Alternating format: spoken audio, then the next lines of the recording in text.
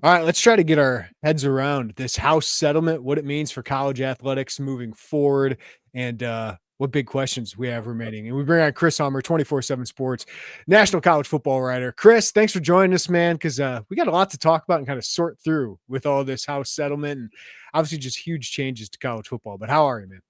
Good, man. Good. Just thriving like college football right now, I'm trying to get some rev share money, you know what I mean? No, I'm just kidding. That's right. I mean, and at the end of the day, like I have so many questions. I want to dive into the weeds with you with this just to talk this through. But this is just a monumental change in college athletics, right? I mean, university athletic departments are now directly paying players to play sports in college. It's amazing how much has changed in this last half decade, and just how do you look back on that and how we got here? Yeah, it's funny, right? I remember like a decade ago, people were freaking out about cost of attendance stipends, Like I remember like shoot, I'm not that old. I remember when I was a reporter in college, like at Texas, like it being a really big deal. Texas was able to provide meal plans to all of its athletes. Like, you know what I mean? And here we are, like, I guess dating myself 14 years later, and multiple, I mean, they're going to distribute $20.5 million in revenue sharing across the board at multiple Power Four schools. Like, I think a lot of states, the quarterback is going to be like the second or third highest paid state employee.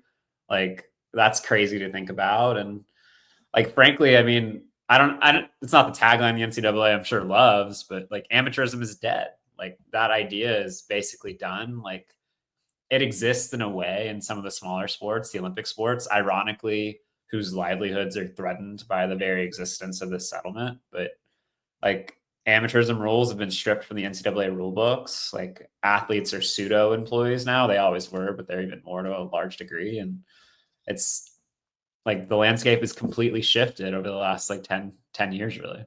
Yeah, and the whole thing is like this probably should have happened earlier because there's just been too much money, right? You can't make hundreds of millions of dollars these athletic departments and not a lot of it go to the players. I mean, you brought up Texas, like what do they make $200 million in revenue? And if I'm football More, players and basketball more. players, yeah, you got to be sitting there going, we have to do this somehow. So it had to happen eventually, and just finally the dam broke here.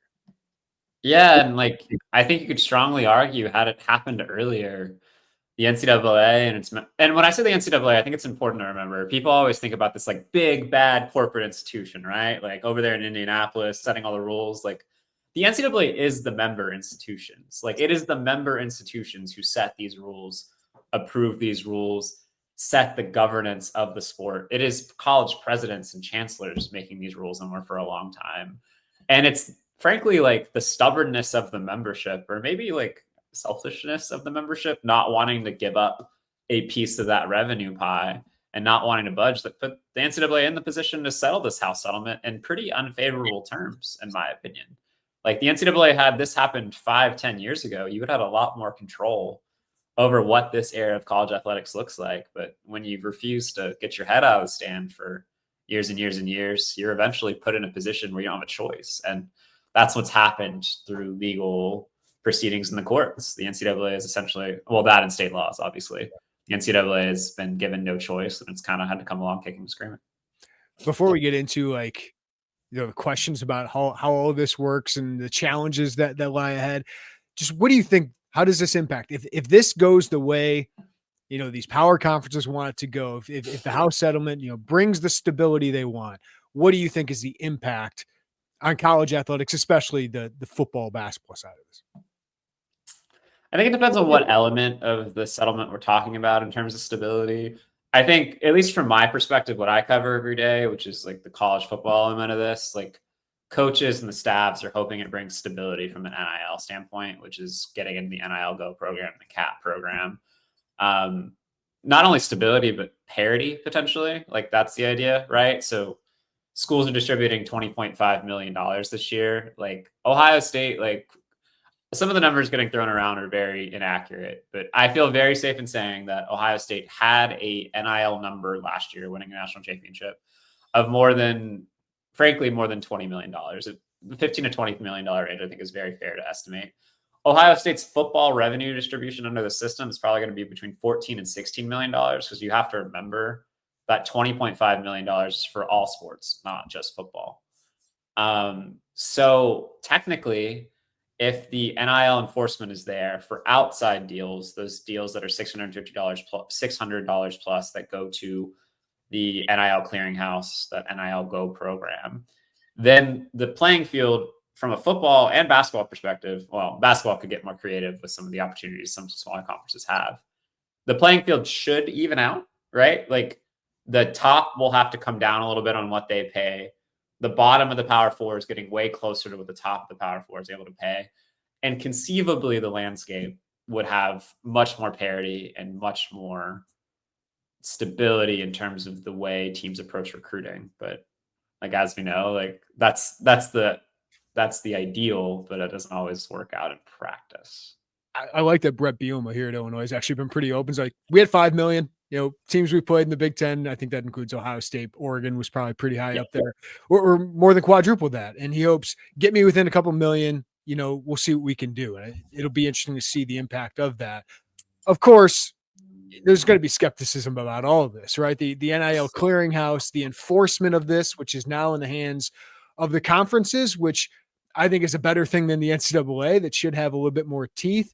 But obviously this stuff could get challenged at some point. So the pessimist would say a black market will open again if NIL is capped, right? Somebody's always going to look for an advantage. The optimist would say that the conferences have a little bit more power in this. So what do you think of the enforcement that'll happen under this new College Sports Commission and the NIL clearinghouse, with Deloitte kind of overseeing it all?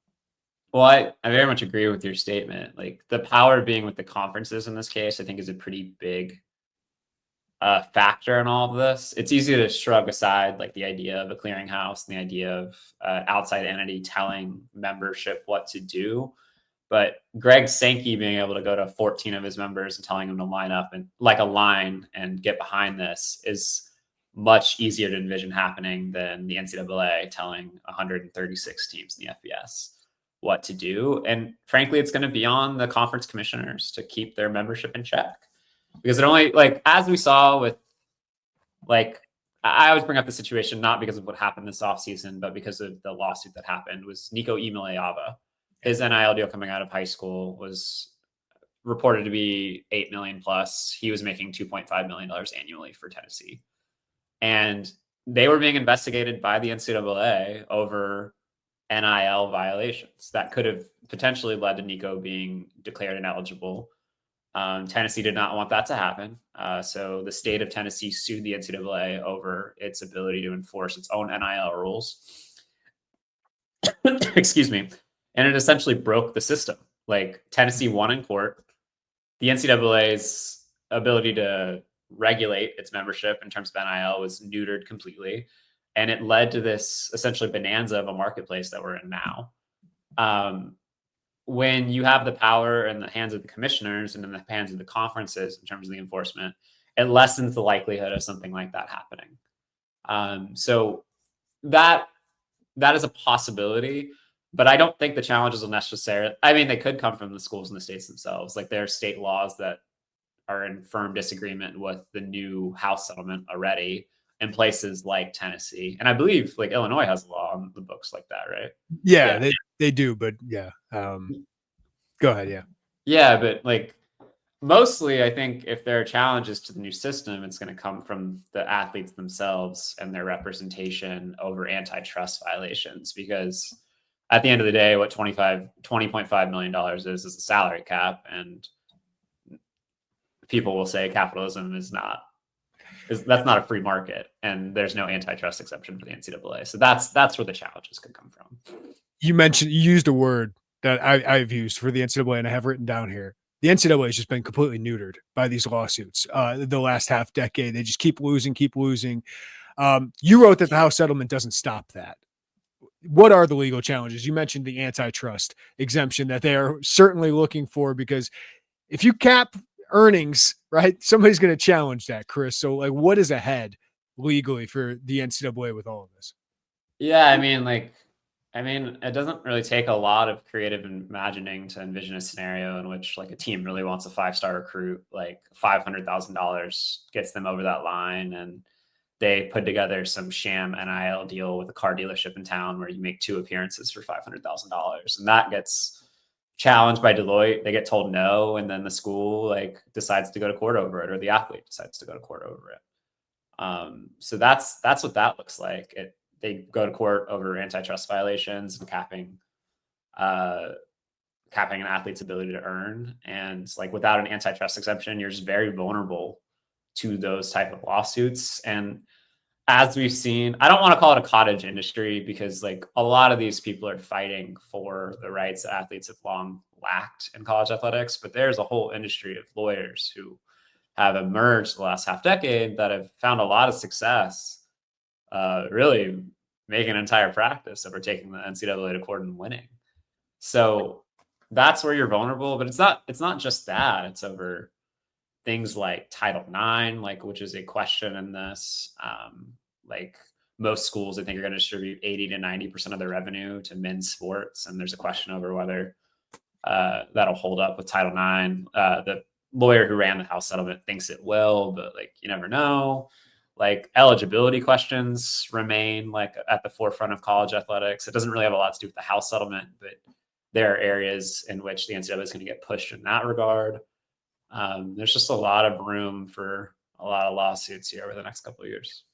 And that's why people like Illinois Athletic Director Josh Whitman have gone to Washington, and they're really lobbying to get Congress involved. And I did see a statement come out today that there's a little bit of movement, it seems like, in Congress of acting. Of course, getting Congress to agree, the parties to agree on something is obviously very difficult nowadays. But what do you see? Do you see any hope that Congress could help the NCAA get some teeth back, or just these power conferences to be able to enforce some rules here? Yeah, I don't know. It depends on who you talk to in college athletics. I think the tone around potential congressional help has shifted the last like 6 months. Really, I think there's more optimism than there has been before.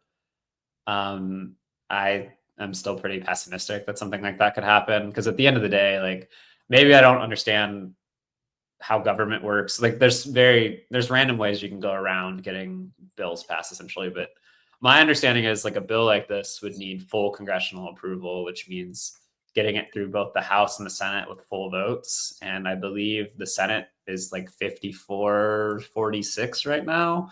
That means you have to get 6 Democrats to help a full Republican caucus from getting that over the line. That's not even talking about the House itself, where the math is even more complicated. And I don't know the number, but I would bet the number of bills that have passed in this like kind of run of Congress is less than 10 over the last like 6 months. And I have a hard time believing NIL will be the rallying force to bring the two sides together. But maybe I'm wrong, but it's frankly the Hail Mary college athletics has to have if they want any hope of stabilizing this. Or, just agree that your athletes are employees and collectively bargain, but that's a different conversation. Can I bring that conversation up? Yeah, absolutely. Are we ultimately headed, like, does it have to happen at some point that they have to become employees in collective bargaining? It seems like that would be an answer to a lot of this stuff, but I don't know. I don't get into the weeds of all of this. So where do you see collective bargaining and employment status in the future? Well, I mean, if something like today, the Autonomy Conference has put out a statement about the SCORE Act, which is a new bill, which specifically states that athletes won't be considered employees. So if something like that goes through, like NCAA doesn't to worry about it, but again, skeptical about that. And if that doesn't happen, if congressional action does not help the NCAA and lift them up, then you have to eventually collective bargain, right? Like these guys are going to be considered athletes or employees. It's what they are. The idea, I mean, they're contractors now, right? Like they're getting paid directly by the school. Like it's laughable to say they're not employees, but like that's just like, it's a little slice of amateurism that they've held on to very strongly. But yeah, like on the surface, collective bargaining really solves a lot of issues. Like it doesn't entirely protect you from antitrust suits, but it's a lot harder to bring an antitrust suit when the large majority of the athletes of the collective bargaining unit or the union agreed on the rules and principle. But for now, the NCAA seems like the NCAA, and again, the member institutions seem very nervous about sitting down with their labor force and having a frank discussion about how revenue should be split, which is frankly understandable. Like, they're splitting 50% of television revenue essentially right now. Yeah. But like, there's a lot of revenue streams that athletes aren't touching at the moment that they have a really large hand in creating. So you risk losing a lot of that, like from ticketing and booster donations and everything else, if you're not careful. Now we got private equity potentially coming into college football. I know the reports are kind of mixed out there, but I mean, bringing private equity into a program, sounds like Boise State wants to do something like that. Makes sense for a program that kind of wants to get to that power level, or UCLA that has so many financial issues. You get that influx of cash, but also the back end seems pretty risky to be putting all your assets kind of in someone else's hands. So what do you make? Like, how much of an infusion of private equity do we see? And what does this mean for college athletics and public universities to get into private equity? Well, as somebody who works in an industry that has a lot of private equity in it, I would say it doesn't always work out super well. But yeah, I think it's an interesting prospect. And I don't know if this like necessarily answers the question, but the element of private equity I find very interesting is like, and I think this is part of the reason why private equity is interested in college athletics. Like, college athletics for a long time has not been run like a business, right? Like, it is one of the weirdest things where you essentially spend every single dollar you have every single year in an effort to basically hide the fact that, say, you can't pay your athletes, right? So as the model shifts, these schools have to think more like private businesses. And I think private equity sees a way to make their money back because they can essentially make these things run like a business. And it's not just the privatization of college athletics. And I think you're going to see more athletic programs move the way of a Kentucky, where they essentially pull themselves out of the university and become like, I don't know, what's the term for a business? LLCs themselves, right? But not only that, like, it just shows like that college athletics is going to become more of a business in terms of its presentation and its like way it goes about things. Like, I think you're going to see profitability pushed more often than you are now. You're going to see schools really tighten their belts, if you will. I think you're going to see pushes to squeeze as much revenue out as possible. And frankly, like, if you're an athlete, like in this system, athletes could always be cut, but like there's a greater danger to them, like as they make money, because these schools are essentially answering to a different business and a different boss, with private equity being a part of it. So it's a slippery slope's probably the wrong term, but it is in a way. It's a slippery slope. And I think a lot of these schools, especially the non-Ohio States and Texas of the world, if you want to be competitive, have to figure out a way to create revenue, and selling 5 to 10% of your athletic department, I suppose, does that. Yeah. Obviously these athletic departments, the staffing's been bloated to pay, to use the money that you bring in. The facilities have gone crazy the last couple decades. I think that has to get tightened, especially if you're looking to run a business or something like that. But also, you're talking about like these non-revenue sports, right? As long as you can balance the scholarships with Title IX, they're obviously at risk here, Chris. Like, if you're looking to make money like a business, the business of non-revenue sports doesn't make any sense.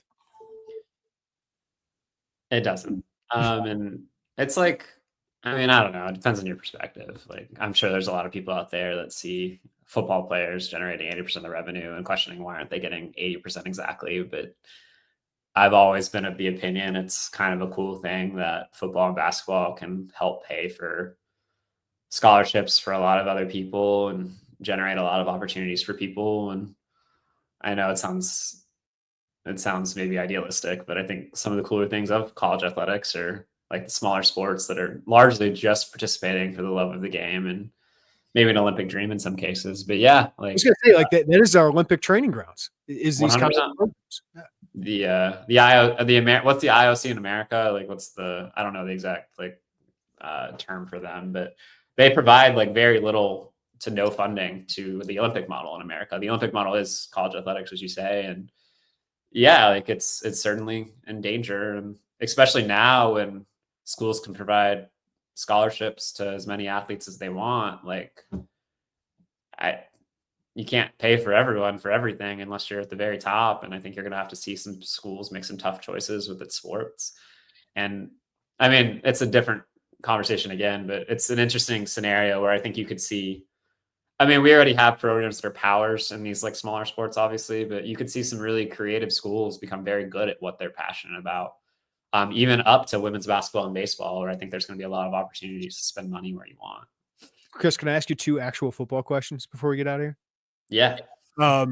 As you look at this season, obviously we're talking about the 16-team playoff in the future potentially, and I guess I have some interest in that, but we'll get there eventually.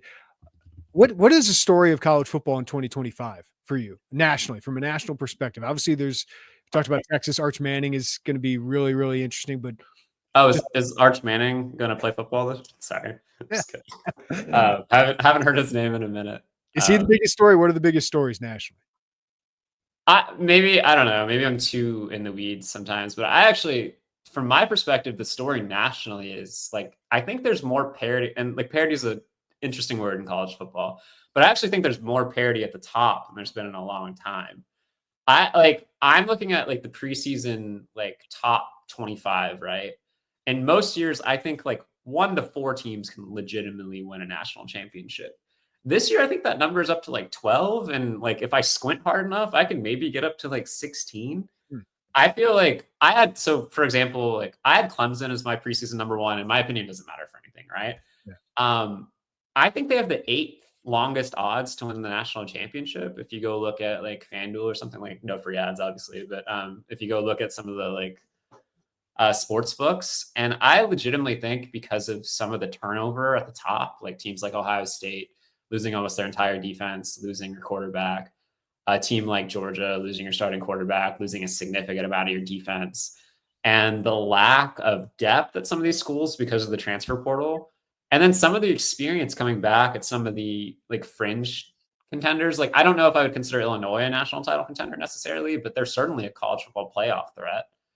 And I just think there's more teams than ever with a like legitimate shot to win this year. And I think it's going to make for a really compelling season. I know some, like Steve Sarkisian said it recently, I don't think we'll ever see a 16-0 national champion. I would be shocked if the national champion this year didn't have a loss or 2 again. Like, I really do think there's a significant amount of parity at the top.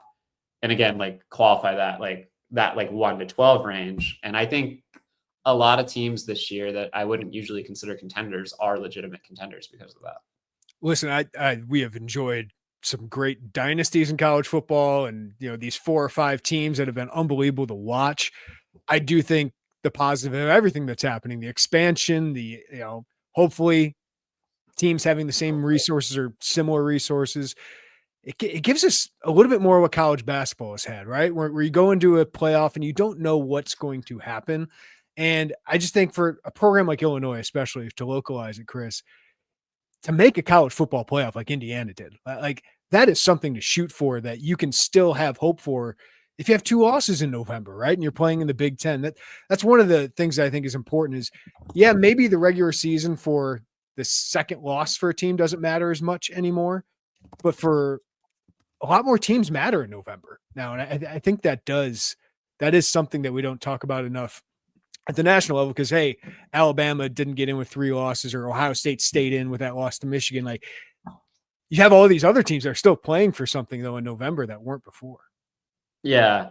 I was kind of against the 12-team playoffs, specifically for the idea of like, I think it is worse for crowning an actual national champion. I think like the champion emerging out of a larger pack, the best team is going to be more difficult annually. And you're going to have teams that make a run that maybe weren't quite as deserving. But if you're talking about the general interest of the sport, the general health of the sport, I don't think there's a question. Like, it is really good for Indiana to be able to make the college football playoff if it has a really special season. And I've always thought that was kind of the beauty of college football. I think depending on where you went to school, like everybody has like, if you're at a Power 4 program, everybody has like one season they remember like as a fan where like it was incredible. Like they made that special run that you'll never forget. Like a Kansas State fan, I'm sure, in 1998 will never forget Michael Bishop like fumbling against Texas A&M in the Big 12 championship game because you were that close to making the national championship, right? Kansas State was that close. And those are the seasons that I think are unforgettable. Some schools don't have that ceiling to quite reach a national championship if that's the case, but like the idea you could be in the top 12 or top 16, that's like very doable. I would bet 60% of the Power Fours have that happen over the last decade. Right. So Illinois, with the schedule that it has this year, I think Illinois misses Oregon, Penn State, and does Illinois play Michigan as well? No, they got Ohio State is their biggest one. Indiana, USC. Like, yeah, it's hard. I mean, it's hard when you're in the Big Ten, but it's still very favorable compared to the rest of the Big Ten. Yeah. Yeah, but the idea of getting to 9 wins to Illinois is like very doable, and 10 wins like feels very doable, especially given everything they come back. Like that's what the college football playoff provides. Like you can lose to Ohio State and still have a chance to reach your ultimate aspirations if you're a team like Illinois. And I think that's really beneficial for the fan bases in the sport. What stood out to you about Bret Bielema just from afar? Like getting Illinois to 10 wins last year and 8 wins 2 years ago. Like the fact that we're even talking about Illinois as potentially a team that could be in that mix is quite big work from Bret Bielema. Well, to be honest, what stands out to me is his takes on Twitter most of the time. But I mean, Bret Bielema is a great football coach. He was at Wisconsin. Like I think if you look at the results in Arkansas since he left, like you could argue he was a really healthy coach there. And I think he's done a really nice job combining development, which is harder to do in this era than most places. And like you look at some of the finds like they've had, like both from high school and the portal, I think it's very impressive. Like obviously Luke Altmaier out of the portal was a really nice ad, but like somebody like Gabe Yakas, like coming off the edge, like a 3-star recruit, I think speaks to how the program has developed over time. I think they have one of the most underrated coaching staffs in the country in terms of the offensive and defensive coordinator combinations. They've managed to retain talent. Like you don't see like my dad is from Chicago. I should not pronounce the state name incorrectly, but I butcher it all the time. It's a really you just went over a lot of fans right there though by correcting yourself. Ron Zook, his first press conference at Illinois, and for a while. Not a winning combination. I only correct myself because my dad, every time I've said it since I was like 5, like doesn't yell at me, but he like, and I make fun of him for saying "worsh" because like like I think Bret Bielema has done a really nice job. Held on to his talent. Like he's clearly somebody like people like to play for. He's done more with less, and now heading into next year with everybody they bring back, the quarterback they have, like you have a real shot, and that's really all you can ask for. Chris Hummer, 24/7 Sports. Chris, really appreciate the insights and your time today, man. Absolutely. Thanks so much. Summer is here. More sun, more light, more time to do all the things that make summer so special. And the number one thing you don't want to be doing all summer, spending hours cooking inside. That's where Factor comes in. Factor's chef-crafted, dietitian-approved meals are ready in just 2 minutes, taking the hassle out of eating well. Factor meals arrive fresh and ready to eat, perfect for any active lifestyle over summer and beyond. And with 45 weekly menu options, you can pick gourmet meals that fit your summer gains and goals. Choose from options like Calorie Smart, My Favorite Protein Plus, Keto, and more. Factor powers your day, sun up to sundown, with nutritious breakfasts, on-the-go lunches, premium dinners, and guilt-free snacks and desserts. Factor has your whole day covered. So enjoy more this summer. Get Factor if you want all the flavor and none of the fuss. Get started at factormeals.com/Illini50off and use code Illini50off to get 50% off plus free shipping on your first box. That's code Illini50off at factormeals.com/Illini50off for 50% off plus free shipping. factormeals.com/Illini50off. All right, great stuff from Chris Hummer. Really appreciate his time. And I kind of want to localize this a little bit. And Chris did a great job breaking down the House settlement, all of that. I know we get into the weeds a little bit, but they've done a great job of breaking down what this all means. I thought he did a pretty good job of breaking down just an elementary way of what this means for college sports. But obviously this has an impact on Illinois as well. And my biggest takeaway is that I like that Illinois is going through this and this time of college athletics is lining up with Josh Whitman as the athletic director. He has clearly done a great job of foreseeing what is going to happen and helping Illinois kind of get ahead of the curve and take advantage of this disruption, right? Whether it's business or whatever it is. In times of disruption, you can help yourself and you can help your business. And Josh Whitman has done that. He has embraced NIL. He, got ahead with the collective and icon. He's just kind of pushed Illinois forward during this time and embraced the changes to help push this program forward. I mean, football, how much he's invested in that program and what you're seeing on the other side of that investment. Basketball, being aggressive in the NIL marketplace and, accepting the new reality of college sports. It's put Illinois in a position where they have some of the best resources in the country with basketball, and they are competitive with football right now. And kudos to the coaches that are running those programs, and Brad Underwood and Bret Bielema, and I would say Shauna Green as well, of embracing those changes to help push the program forward. Of course, you do have some questions here. I'm really interested to see if Josh Whitman at his media roundtable later this month goes into the weeds about how will he split up the revenue share. He is committed to $20.5 million, spending all of it because you want to be competitive, right? And most schools are going to a 75-15-10 model. That's kind of accepted about what most programs are going to do.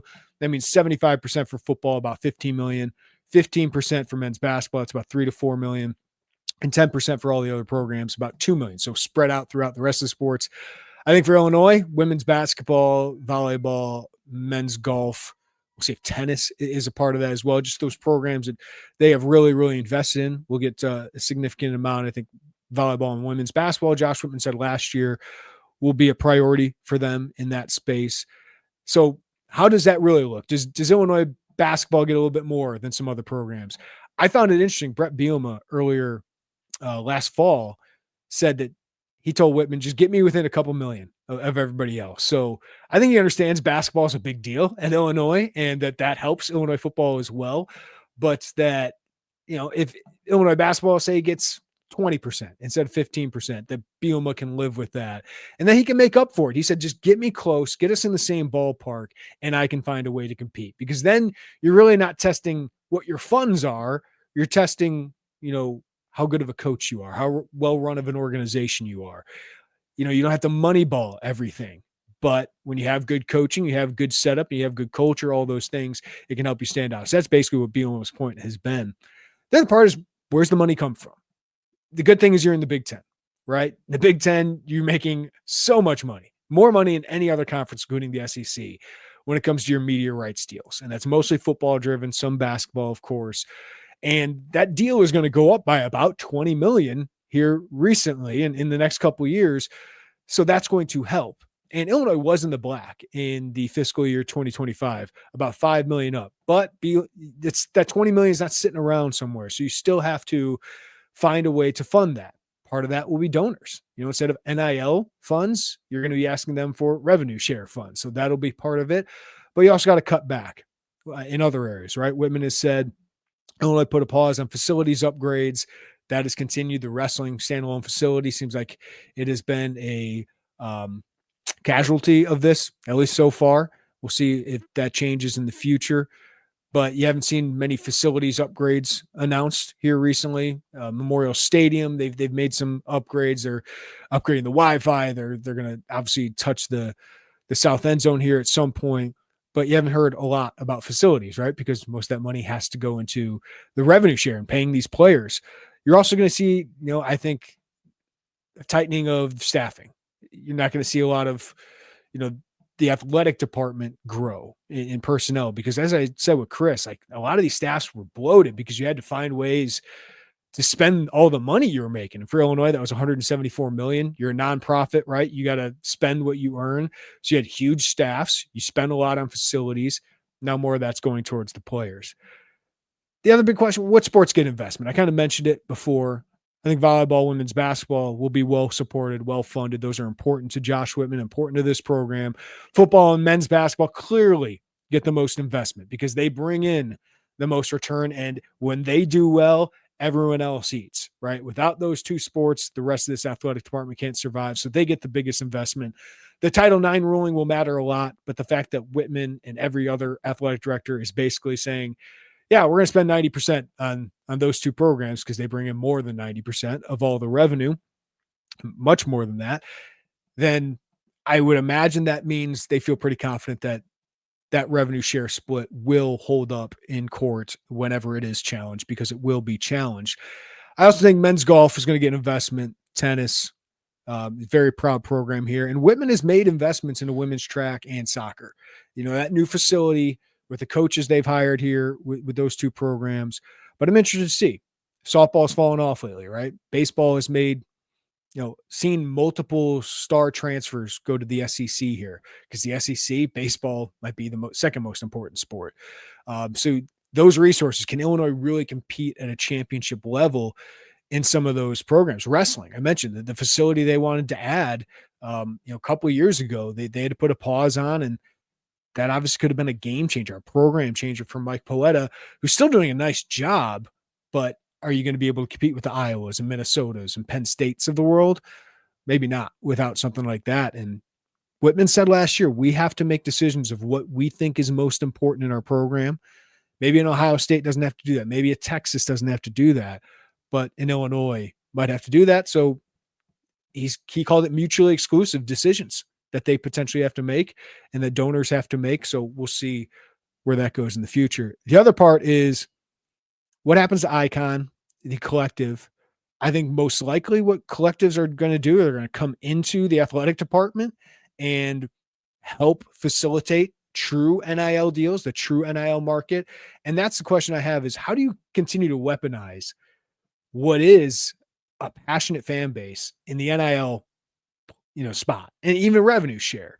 Because maybe now your Icon people now try to raise money for the revenue share. Like that is, hey, we need to fund this every year. It's going to keep going up, kind of like the salary cap in the NFL and NBA. The cap's going to keep going up. So we got to keep pace with all of that. So you got to weaponize your donors in that regard. But also, how do you kind of get the businesses involved and have true NIL marketplace? And, for the great basketball players and football players that'll be here, like how do you get Luke Altmaier some extra money through true NIL deals? How do you get Kylan Boswell involved in local businesses? And they've done a lot of charity events and appearances that has helped them get some extra money as well. And that might really help with some of those other sports like a volleyball and men's golf. Like you can make some significant money doing events like that. So it'll be interesting to see how that evolves.